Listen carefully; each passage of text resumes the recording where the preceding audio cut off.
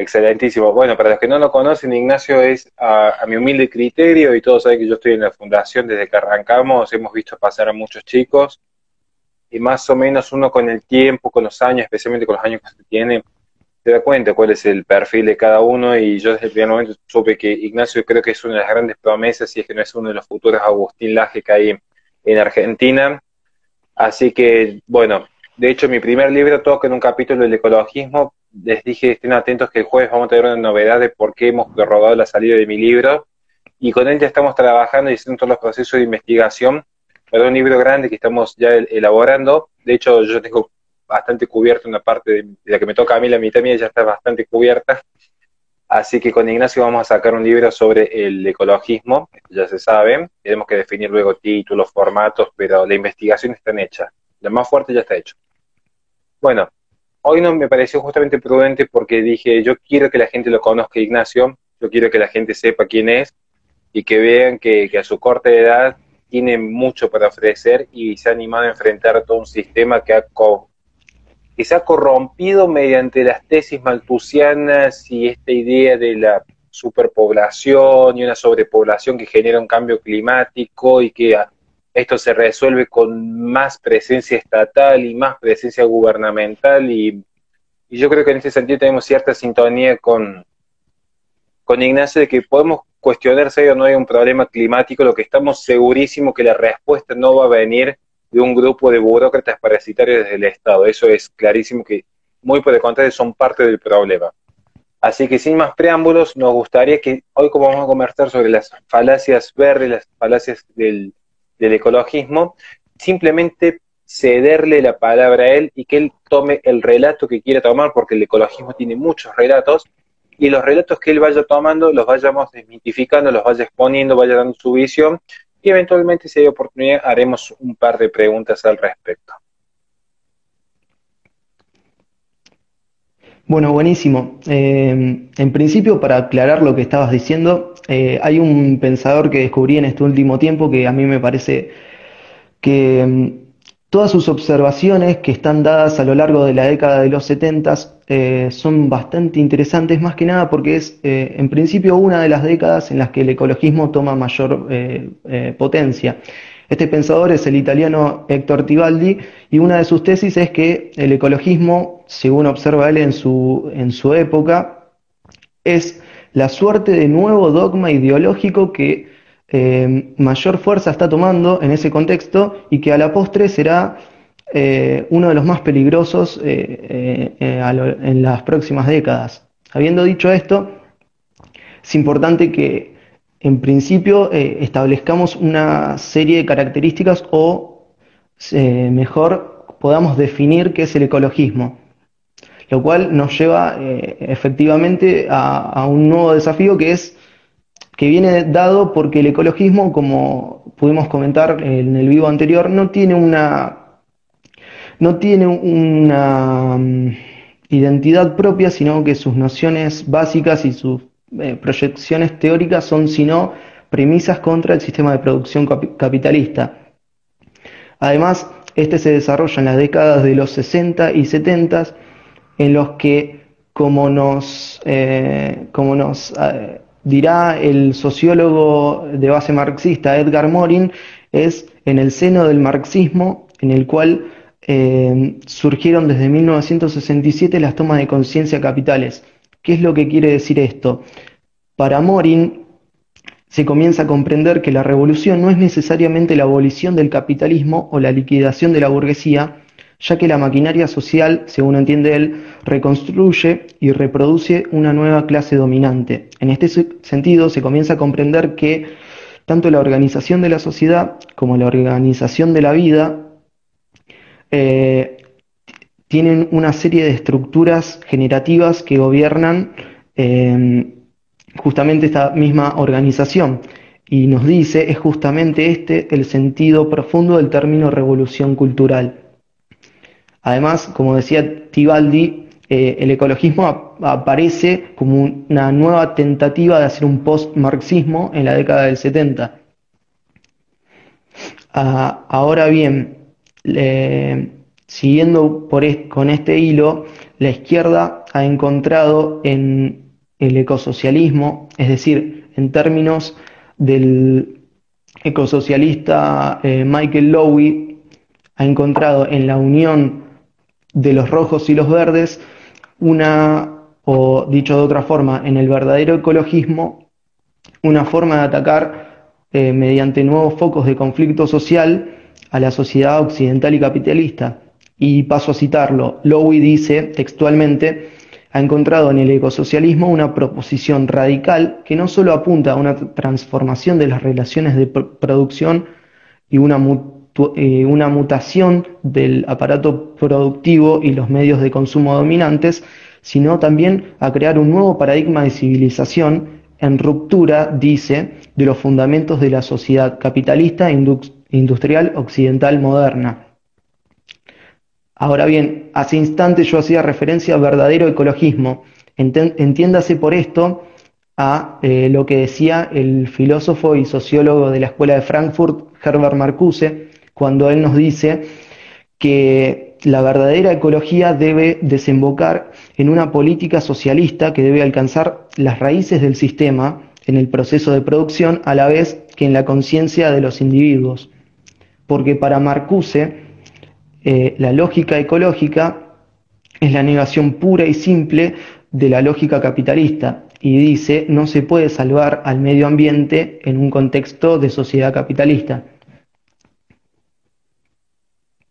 Excelente. Ahí estaba pensando en ese momento cuando tomamos la escuela de Frankfurt, podríamos tomar otros elementos, antes de seguir profundizando en algunas cuestiones respecto al relato del ecologismo. Dos anuncios. En primer lugar, si alguien quiere ver el tema de la mentira del cambio climático, que es como parte de la propaganda, si bien no la única, yo tengo un video explicándolo con un compañero de México, cuál es la realidad de este cambio climático, porque puede ser que haya alteraciones climáticas, lo cual no se sigue, que sean producto de la actividad capitalista. En todo caso, si lo es, luego Ignacio va a explicar cuál es la realidad ante estos fenómenos. Digo esto para aclarar una cuestión antes que se me olvide. Pero sí quiero tocar, volviendo al tema cultural de Marcuse. Ignacio, en este segundo punto yo me gustaría saber, ¿cómo responderías vos cuando de repente aparecen algunos intentos intelectuales de plantear una suerte de ecologismo de derecha, o un ecologismo capitalista, o un capitalismo ecologista, que de hecho viene de la mano con lo que dijimos anteriormente? Yo creo que lo vas a mencionar vos, pero vi en los estudios de Vitesse Foundation qué pasa en las naciones donde hay mayor libertad económica, los índices de producción que tienen o no. Eso tiene Vitesse Foundation. Pero sí quiero, Ignacio, que me hagas mención a esto. ¿Cuál es la raíz filosófica e intelectual del ecologismo? Y si esta raíz filosófica permitiría o no una suerte de ecologismo de derecha, como dicen algunos. Es una pregunta excelente.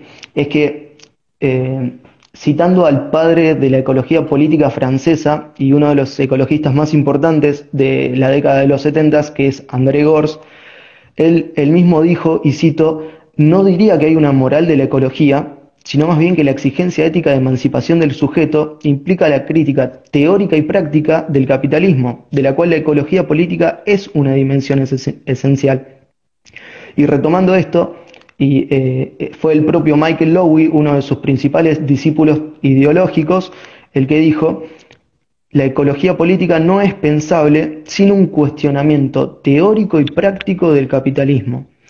Solo tiene toda su carga crítica y ética si las devastaciones de la tierra son comprendidas como consecuencias de un modelo de producción.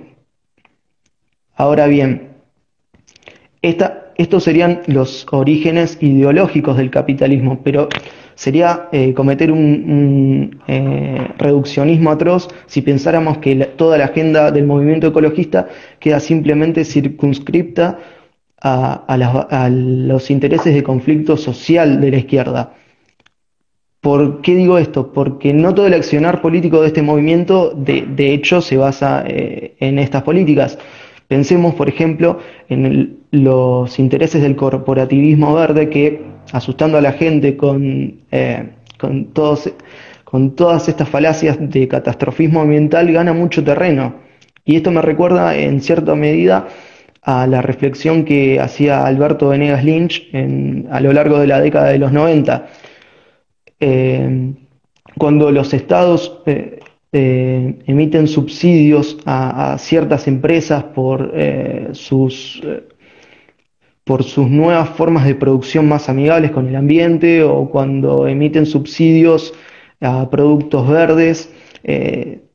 Lynch decía, empieza una carrera por la obtención de los subsidios escasos que se brindan, y los empresarios dejan de prestar atención a las necesidades de la gente para conseguir precisamente estos subsidios.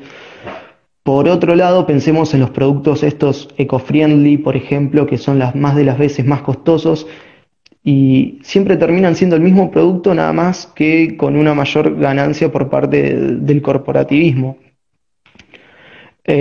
Ahora bien, también están los intereses de los grandes centros de poder. Pensemos, ¿qué mejor para ellos que hacer creer a la gente que las medidas que ellos mismos promueven son la condición sine qua non de posibilidad de salvar el medio ambiente en el que ellos mismos viven?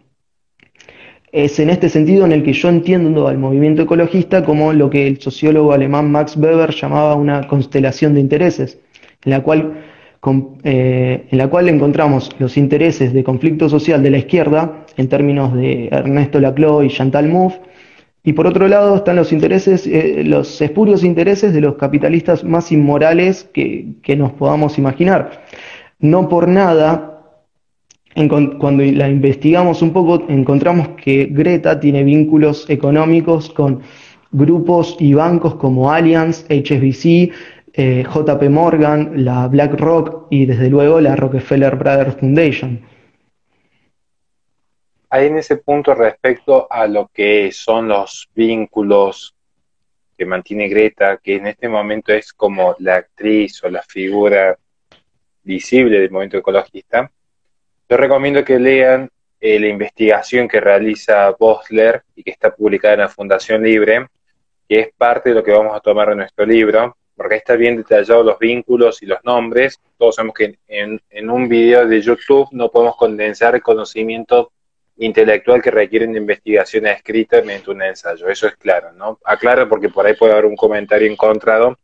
Todo lo que decimos tiene su fundamento, nomás que las fuentes están citadas en los respectivos ensayos de cada uno. Antes de pasar a la cuestión económica, aunque si bien lo filosófico se vincula con la economía, porque la economía es una acción humana, es una acción más del hombre, y toda acción tiene un sentido filosófico, quiero focalizarme especialmente en la cuestión cultural, al menos de primera media hora. En un momento has mencionado, muy bien has mencionado, Ignacio, el tema de la sobrepoblación. Todos sabemos que si uno ve las estadísticas a nivel mundial, va a notar que en realidad no hay un problema de sobrepoblación, en todo caso había un problema de distribución demográfica, pero no que haya una sobredimensión demográfica. Eso es real y eso ya está constatado. Sin embargo, sí hay una tesis muy interesante. Bien has dicho vos que hay una serie de metacapitales, podríamos usarlo en términos de Miklos Lukács, que han financiado y que se han apoyado en organismos transnacionales, particularmente la Organización Mundial de la Salud o la ONU. Pensemos que la ONU tiene dentro de su seno lo que es el Instituto de la Planificación Familiar, o sea, literalmente posee un instituto y un organismo interno, burocrático, público, es decir, no es la IPPF como muchos piensan, es otro tipo de instituto. Y muchos de estos institutos se vienen gestando desde hace tiempo. ¿Por qué digo esto? Porque ahora en la ONU pareciera ser como el estandarte o el espacio de marketing, la publicidad, Greta Thunberg, pero nos recordemos que ahora estamos en el 2020, pero la década del 2000 fue Al Gore y todo el activismo que tuvo por detrás, luego que abandonó la vicepresidencia de Bill Clinton. Y si nos remontamos a la década de los 90, teníamos a Petra Kelly con todo el auge del desarme nuclear cuando ella estaba ocupando una posición estratégica dentro del Consejo de Seguridad de la ONU. Y recuerden que el Consejo de Seguridad es quien tiene siempre el poder último dentro de lo que son las relaciones internacionales.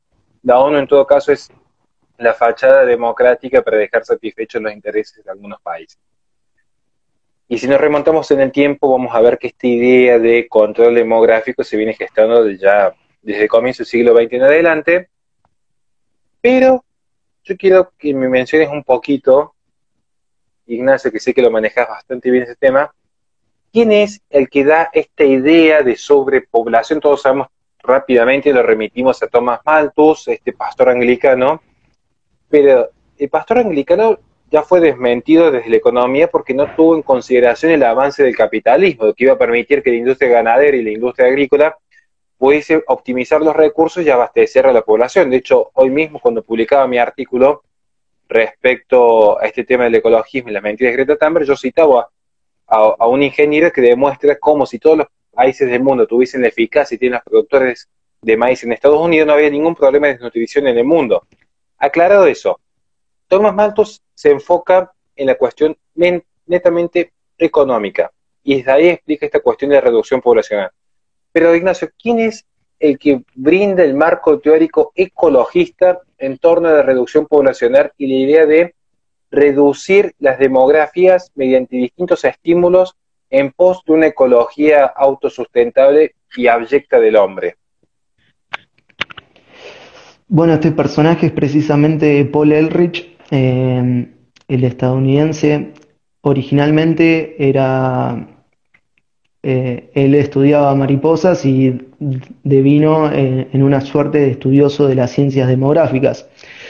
Ehrlich, toda la riqueza intelectual, si se le quiere llamar así, de él recae en tomar la tesis malthusiana, pero agregarle el componente ecológico. Él, en 1968, publica La bomba demográfica, en la cual, básicamente, en la ecuación entre cantidad de habitantes, recursos y emisiones de contaminación, él entendía que los desajustes climáticos iban a devenir, dados los desajustes climáticos, iban a devenir una suerte de hambrunas masivas, por las cuales, por ejemplo, en Estados Unidos millones y millones de personas morirían por inanición. Claro está que eso nunca pasó. Por otro lado, él plantea el agotamiento, junto al Club de Roma, plantea el agotamiento de los recursos, lo cual desde luego tampoco pasó y es una de las falacias más repetidas por el círculo ecologista al mismo tiempo. Sobre este punto yo quisiera que tengan en mente, porque alguno va a decir que lo que nosotros planteamos puede rozar una tesis de conspiración, y yo entiendo que hagan ese planteo, cuando se dice cómo puede ser que un órgano global quiera dominar el destino de todas las naciones. Para esto, insisto, lean el último artículo que he escrito, donde está citado justamente la conferencia de Bucarest y de México de 1974, donde se plantea justamente la necesidad de controlar el crecimiento demográfico de los países de las periferias, dado que los avances capitalistas habían permitido la baja tasa de mortalidad en la tercera edad y la fuerte tasa de fertilidad en los matrimonios. Recuerdo hablando de 1974. Curiosamente, 2 años después es cuando empieza el financiamiento más fuerte hacia los movimientos feministas y ecologistas. O sea, por cierto, Jordan Peterson tiene unas palabras bastante particulares respecto a lo perverso que es este sistema, donde plantean que hay que reducir la población, pero de ciertas etnias, de ciertas religiones, de ciertas visiones del mundo, y es complicado querer dialogar con gente que tiene estas tesituras, podríamos decir utilitaristas, pero de por sí yo cuestionaría la moralidad de estos actos. Ignacio, hablando justamente de los movimientos ecologistas, ahora sí vamos a entrar quizás en una cuestión un poco más cruda, con los datos, digamos. Muchas veces se plantea que es el crudo capitalismo y este espíritu voraz del hombre y este espíritu voraz del hombre occidental, blanco, cristiano, heterosexual, que Por sobre todas las cosas. opresor por definición, que es el encargado de extinguir y aniquilar las especies del mundo.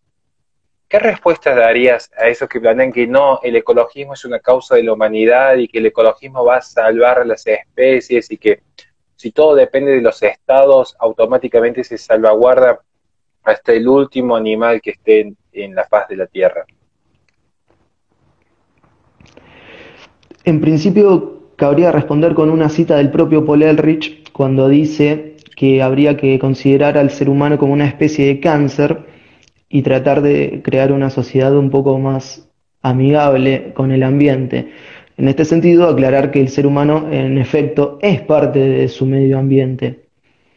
Por otro lado, respondería con dos estudios académicos, uno realizado por la Universidad de Yale y el otro realizado por la Heritage Foundation. Cuando, por ejemplo, de 180 países estudiados, en un ranking de desempeño ambiental, Suiza, según la propia Universidad de Yale, es el que mantiene un mejor cuidado de su medio ambiente. En base a 24 indicadores, se estableció que el puntaje final de Suiza sería de 87,4 puntos.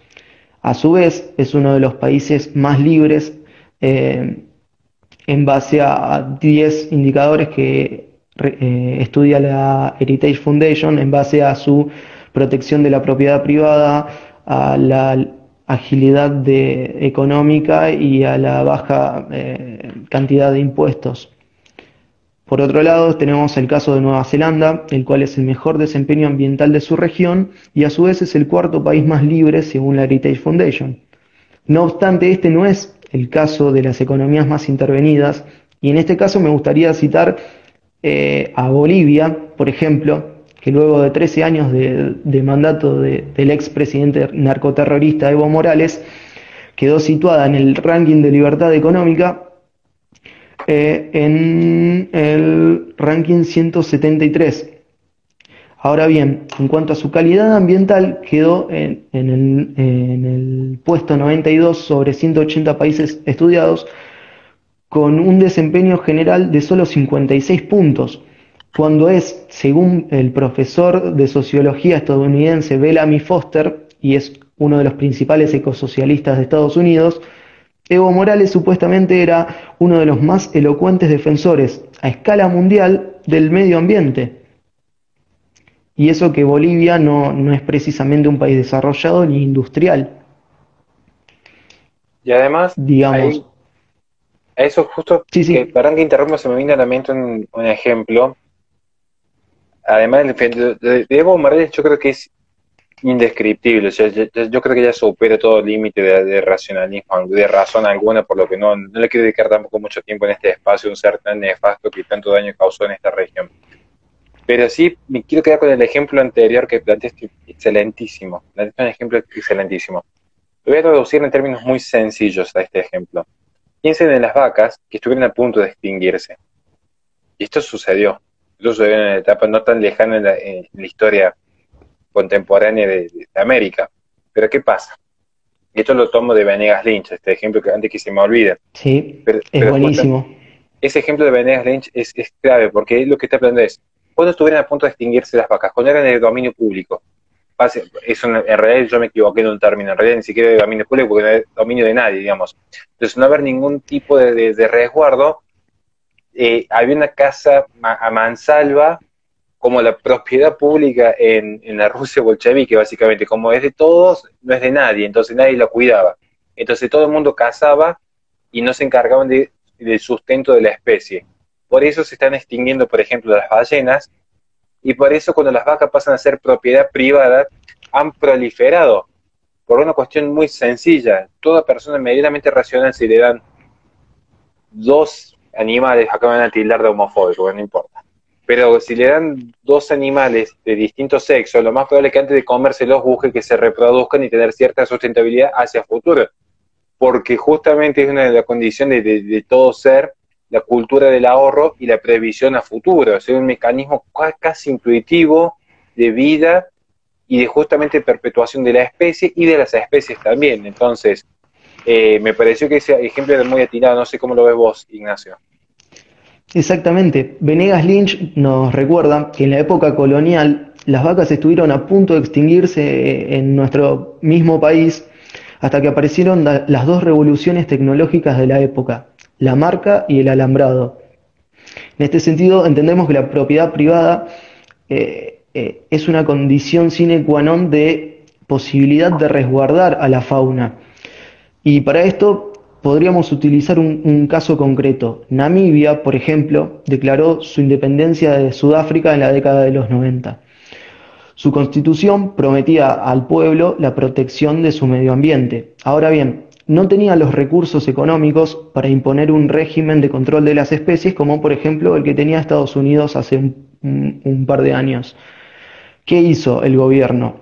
Devolvió el control y el cuidado de la fauna autóctona, incluidas las especies que estaban en peligro de extinción, a las tribus locales, para que mediante ellas pudieran disponer de estas para su cuidado a través de actividades como el turismo y, si se quería, la caza. Ahora bien, ¿qué hicieron estas tribus? Emplearon a los locales para asegurar el resguardo de las especies. Este sistema fue mucho más fructífero que cualquiera basado en la coerción estatal y mantenido en base a impuestos. Exactamente. A este punto también quiero tocar otro fenómeno, ya que estamos hablando un poquito más de número y propiedad privada, antes de volver a otra cuestión vinculada a la filosofía, porque de todo esto, economía y filosofía no crean que corren por cuerdas tan separadas como muchas veces se dice. Más si entendemos la economía como una actividad humana más. Sobre este punto, vean también el siguiente ejemplo. Cuando Estados Unidos, no, en realidad cuando Donald Trump toma la decisión de apartarse del Tratado de París, que de por sí es una farsa. Estados Unidos en un momento plantea justamente esta tesis, es decir, ¿cuál es el estímulo que mediante un tratado en el cual los países de categoría T1, es decir, los países que eran de energías renovables, de energías más limpias, de economías menos contaminantes, tenían que sobrecargar impositivamente a las empresas locales para luego subvencionar a los países de categoría T2, como la India, por dar algún ejemplo, un ejemplo muy particular, o cualquier país con economías socialistas que eran las más contaminantes para que supuestamente reinvirtieran en tecnología y se adecuaran. El tema es, este estímulo económico que recibían desde la ONU, estas empresas, estas macroempresas, algunas, o estas naciones, en realidad los frenaba porque ellos decían, consumo petróleo, consumo carbón, que de por sí hay algunas mentiras al respecto, ¿no? Pero no actualizo la agenda tecnológica, si igualmente puedo seguir produciendo, seguir vendiendo con mi cartera de clientes y encima tengo la subvención internacional. Mientras que otros países que se han adelantado en tecnología, que han permitido la inversión extranjera, que han permitido la fluctuación de la economía, son los que están a su vez haciendo todo el esfuerzo económico para sostener los países más contaminantes. Entonces, en un momento Donald Trump dice, ¿por qué tengo que seguir presionando impositivamente a los estadounidenses que han hecho todo un esfuerzo? Porque es verdad que en los 60 hubo un pico de contaminación, porque es un proceso lógico y natural y todo proceso de invención. De quien no conoce eso, no conoce la realidad de la naturaleza humana. O sea, cuando surgieron las máquinas a carbón, fue un proceso distinto de la contaminación que cuando surge la electricidad y las máquinas biodiesel, por dar un ejemplo. Pero, ¿qué sucede? Es todo un camino que hay que recorrer. Es como el chico que pretenden ustedes hacerle caminar a un bebé sin que se caiga en algún momento. Es natural que pase esto, y ya hay respuestas al respecto que el propio sistema provee. Entonces, acá hay que tener mucho cuidado con esta idea del anticapitalismo, porque en realidad ni siquiera se trata de capitalismo, sino la naturaleza propia del hombre va a buscar optimizar recursos, tal como pasaba antes con los libros, y luego apareció el pendrive que economizó y salvaguardó muchísimo más de la naturaleza y los bosques que todo el activismo de Greenpeace, que de por sí ya tiene una presunción de fraude en su contra. No sé si nos querés hacer alguna observación o lectura sobre estos fenómenos. Sí, en efecto, son los países más desarrollados y por ende los que más se adaptan a una economía capitalista, si se quiere, los que en efecto más han producido en cuanto a innovaciones tecnológicas para lograr un desarrollo económico un tanto más sustentable y amigable con el medio ambiente. En este sentido, el desarrollo de depuradores, filtros y procesos más inteligentes de producción contribuyeron de forma notable con la reducción de emisiones de gases contaminantes o si se quiere, de efecto invernadero, cosa con la cual yo no adhiero, pero permitiendo el supuesto en este caso. Ahora bien, los procesos de innovación que se dieron, por ejemplo, en Estados Unidos, con la gasolina sin plomo, por ejemplo, Estados Unidos la comenzó a producir en 1975. Sin embargo, a China y la India llegaron en 1997, cuando solamente poseían el 13% de la riqueza de los estadounidenses cuando ellos comenzaron a utilizarla. ¿Qué quiere decir esto? Que los países que comienzan a comerciar eh, haciendo referencia a Adam Smith, en efecto comienzan a enriquecerse. Pero en nuestro caso, también comienzan a adquirir las nuevas tecnologías limpias que fueron producidas por los países ricos anteriormente. Y además recordemos que en un momento tocaste el dióxido de carbono y tocaste un fenómeno muy particular respecto a la emisión de gases. Yo creo que hay muchos que acá ni siquiera habían nacido, pero en los 90 se genera toda una culpa de clase por usar desodorantes y que íbamos a hacer un hueco en la capa de ozono, tal como sucedía en Australia, donde parecía que había una suerte de Dios malo con una lupa quemando como hormiguitas a los que transitaban por Australia. Y ahora uno ve que Es, ya es, no pasó más, es no el pasó caso nada. de los Simpson cuando a Milhouse lo persigue el rayo de luz solar. Pero es que es más o menos así, y ese era el mito que existía en torno a... Estaba buscando justo un artículo que había escrito sobre ese tema, pero no lo encuentro ahora, hermano. Pero es el mito que estaba en los 90. Es más, si retrocedemos en el tiempo, el discurso oficial era el enfriamiento global, y era una cuestión de que era el enfriamiento global y que se venía una nueva era glacial. De repente parece que a la naturaleza le importó poco y nada lo que pueda decir el hombre. De hecho, históricamente el hombre tenía una lucha por dominar la naturaleza, porque si no dominaba la naturaleza lo dominaba el hombre. Traten de sobrevivir sin todos los avances tecnológicos una sola semana con su familia en una isla abandonada y vamos a ver tiempo duran, digamos. Entonces, esa es la realidad. El hombre está en conflicto con la naturaleza, es parte de la realidad, digamos. Lo que pasa es que se busca un manejo sustentable y en ese sentido las tecnologías pueden ayudar, en gran medida pueden ayudar a evitar la pérdida de vidas que puede generar una catástrofe ecológica, como puede ser un huracán, como puede ser una catástrofe natural, quise decir, como puede ser un maremoto, digamos. Y respecto al agujero de capa de ozono, queda descubierto que el 99% de lo que plantea el ecologismo en realidad son falsas lecturas de fenómenos naturales.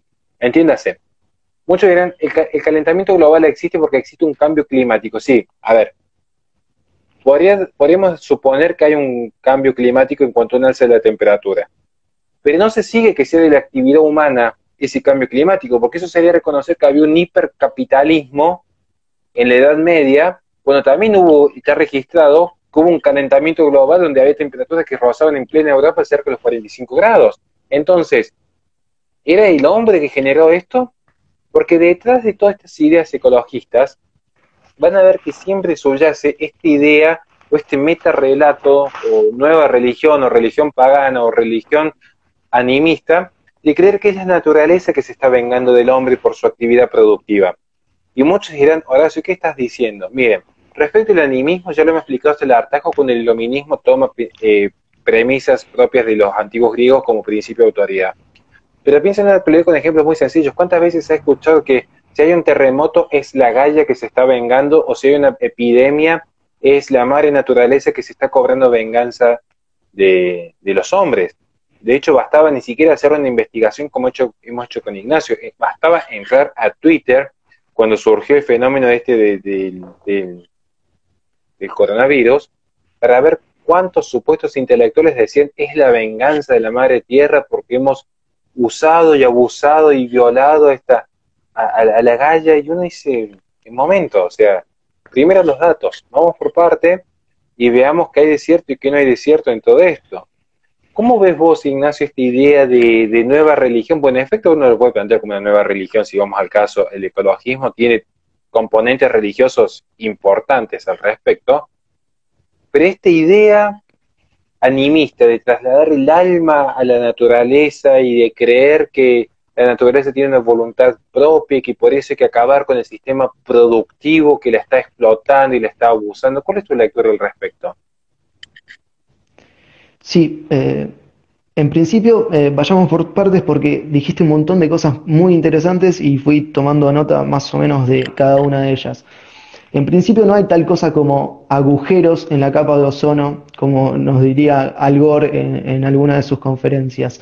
Más bien el ozono es un gas atmosférico que puede tener mayor o menor densidad en algunos espacios de nuestra atmósfera. Entonces, no hay tal cosa como un agujero. En todo caso, habrá mayor o menor densidad del mismo. Habiendo dicho esto, acerca del cambio climático, recordemos que hace 7000 años el hoy desierto de Sahara fue un vasto humedal. Hoy no quedan más que escasos acuíferos a lo largo de todo su territorio, pero digamos, hace 7000 años no había nada parecido a un sistema de producción capitalista que causara los cambios en el... se me fue la palabra. No, no había nada parecido a un sistema de producción capitalista que produjera cambios en las temperaturas. Por otro lado, entre 1828 y 1832 se secó por completo la cuenca del río Salado en plena época rosista. Hoy es una cuenca bastante prominente, pero digo, 1832 tampoco, Argentina no se caracterizaba precisamente por un modelo de producción capitalista. Y es que la mayoría de las veces estos caprichos ambientales son bastante pasajeros. Y haciendo referencia a lo del enfriamiento global, podríamos subdividirlo por décadas. En 1970 el propio Paul Ehrlich fue quien vaticinó un enfriamiento global. En 1880 es la ONU la que pasa a hablar de calentamiento global en tan solo 10 años. Y para 1990 cambia su discurso por completo a la de cambio climático, es decir, no podemos afirmar si va a subir o bajar la temperatura, pero en todo caso, en cada una de estos posibles escenarios tenemos al hombre como completo responsable a través de sus actividades. Ahí sobre esa parte, ya, y nos quedan los últimos 15 minutos, por lo que estoy viendo, y quería reservar unos minutos para un mensaje último.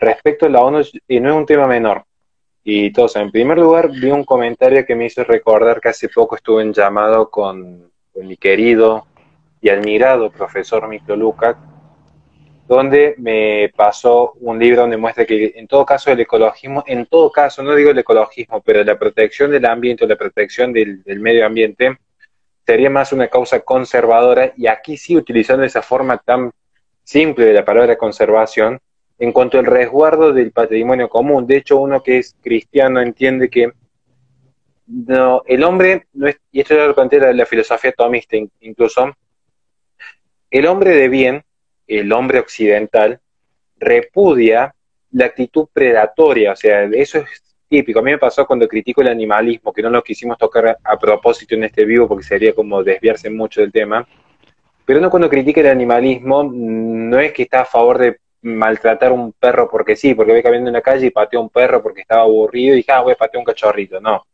es lo mismo que le pasó a Agustín Laje cuando criticó el feminismo. Dijo, yo que hago una crítica al feminismo, decir, entonces está a favor de pegarle a una mujer. Eso se llama falacia de la falsa equivalencia. Y para argumentar así es mejor a veces la prudencia del silencio, y van a argumentar con semejante error, digamos.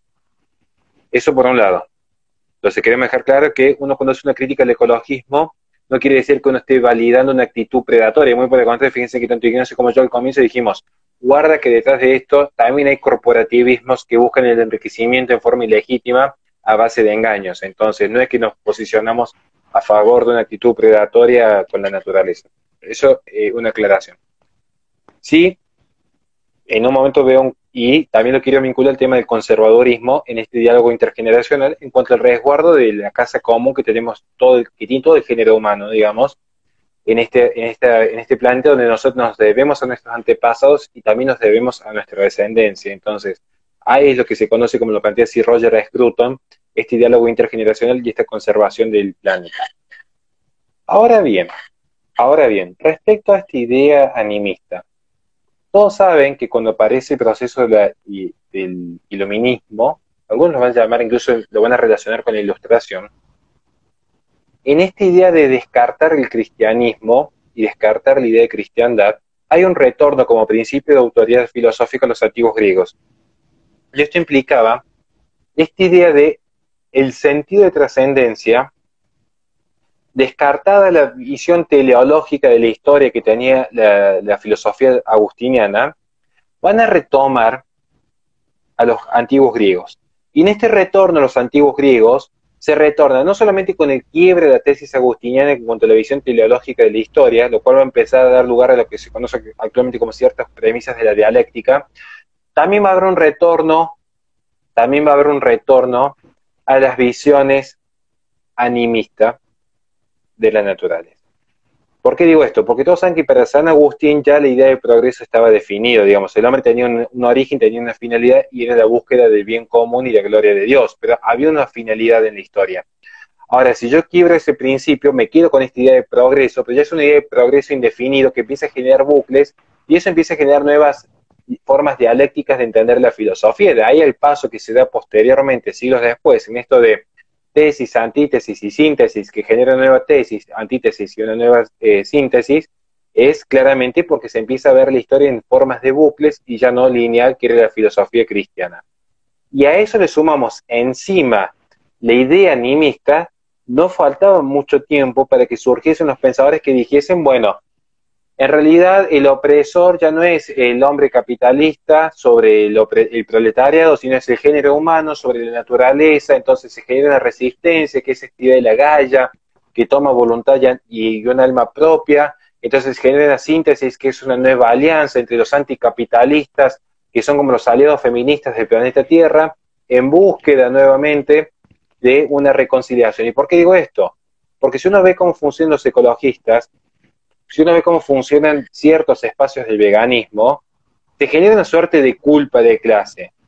¿O ustedes creen que las baterías de celular y los campos de agricultura que consumen estos pastos medios extraños que consumen algunos no generan también un impacto en la naturaleza? Cuidado, que a veces hace sentir como que los que comemos un asado los domingos somos los más malos del universo y parece que no toman resguardo de lo que están haciendo de lunes a lunes estos espacios verdes. Ni hablar cuando salen a la luz los desfalcos de dinero que hay. Ahí le mandamos un saludo al presidente de Greenpeace. Así que quería justamente hacer esa observación, no quiero quitar más tiempo, nos quedan 10 minutos, si nos querés hacer cualquier tipo de reflexión que vos desees, va a ser más que bienvenida y siempre es prudente tus palabras finales, Ignacio. Bueno, básicamente retomar más o menos algunos de los puntos de los cuales hemos conversado a lo largo de esta hora. Eh, Aunque podemos considerar que las bases ideológicas del ecologismo están sentadas en el espectro izquierdista, esto no quita que también tengan muchos puntos en común y les sean beneficiosas muchas veces al corporativismo verde que des- es como el cáncer de la sociedad capitalista, es uno de los males que habría que extirpar y considerar siempre de una forma bastante crítica. Por otro lado, la sociedad capitalista no es antítesis de ninguna forma con un buen desempeño ambiental.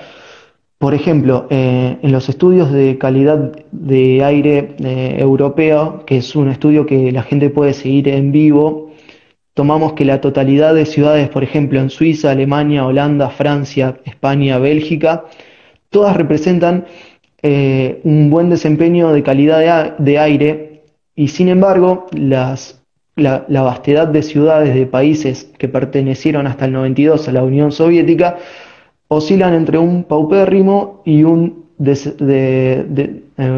muy mal y una muy mala valoración de calidad de aire. Por ejemplo, entiéndase Serbia, Bosnia, Hungría, República Checa. En ese sentido, la Chernobyl. sociedad exactamente. Buen punto ese.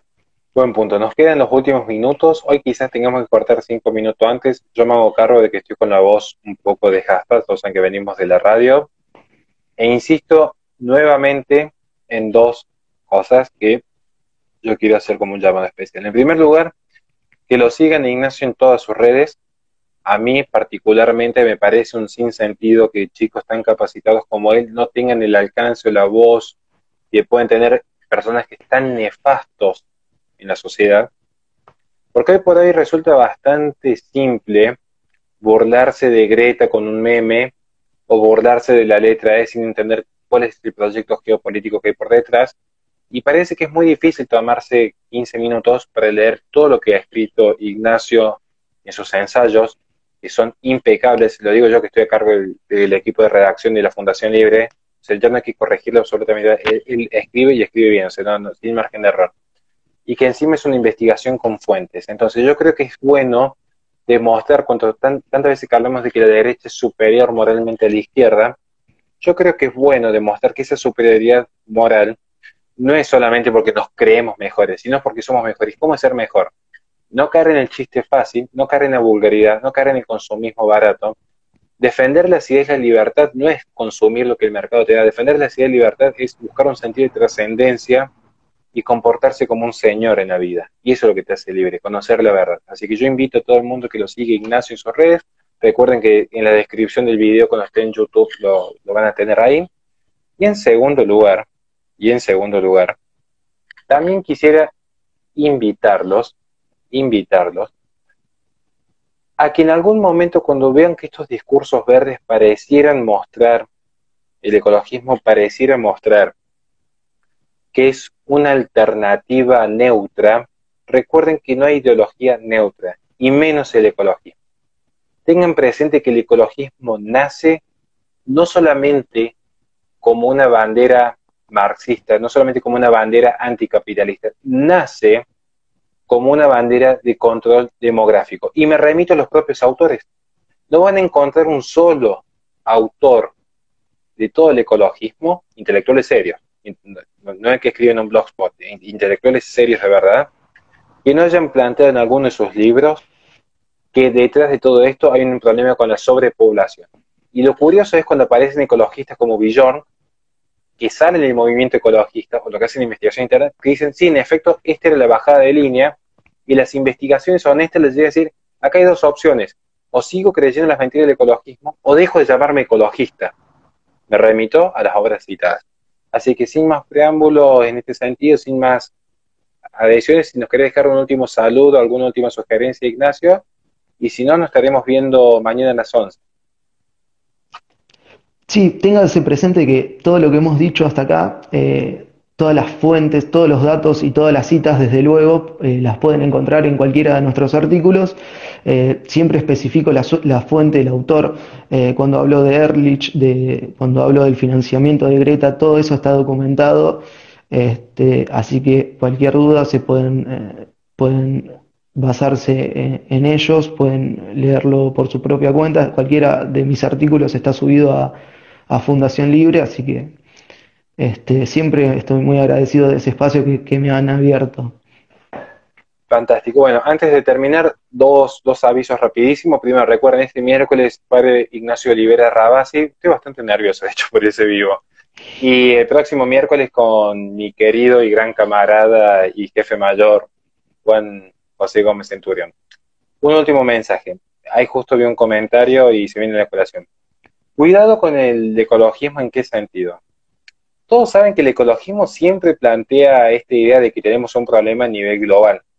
Todos saben que la sobrepoblación y el calentamiento son problemas globales. ¿Bien? ¿Qué sucedió con la pandemia actual? Con la pandemia actual, que fue un problema global, permitió que ciertos líderes dijesen, ya ni siquiera depende de la iniciativa privada o del Estado nacional. Problemas globales que requieren coordinación y gestión global. Entiéndase, un problema global requiere un gobierno global que coordine, centralice y dirige el destino de todos los individuos. Entonces, cuando uno vea que aparece un líder mesiánico en nombre de la ciencia, entiéndase ciencia económica, ciencia histórica, ciencia eugenésica, aparece un líder mesiánico diciendo, hay un problema global, pero este problema global requiere una solución global, mucho cuidado, porque estas ideas ya se vienen gestando desde Rousseau.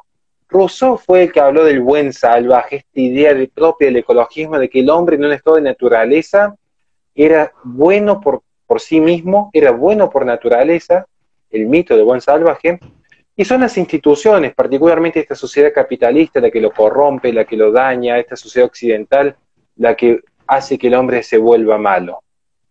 Cuidado, que de la tesis de Rousseau y bajo estas ideas de libertad apareció luego la Revolución Francesa y luego la Revolución Bolchevique, y ni hablar la Revolución de Mao o la Revolución que sucedió a mitad del siglo XX. Entonces, estén siempre atentos que van a ver que tarde o temprano, cuando alguien quiere tener un poder sobre las personas, aparece el conflicto y del conflicto requiere soluciones drásticas. Y estas soluciones drásticas tienen que ser globales, porque el conflicto es global. Y siempre con esta idea de nosotros los vamos a liberar, ese paraíso celestial que justifica el sacrificio en la tierra, nosotros vamos a convertirlo en un paraíso terrenal. Todos hermandados, cantando canciones, abrazados alrededor del mundo, como los hippies en los 60. Finalmente lo que sucede es que se genera una situación de miseria, hambre y servidumbre. Así que sin más que agregar, nos estamos viendo, gente, mañana a las 11. Muchísimas gracias a todos por haber estado del otro lado. Muchísimas gracias, Ignacio, siempre por tu predisposición. No, muchísimas gracias a vos, Horacio, por este tiempo, este espacio. La verdad que encantado y bueno, quedo a tu disposición para cualquier otro vivo en el futuro. Perfecto, un honor enorme estar trabajando con vos y un saludo enorme a toda la gente del otro lado.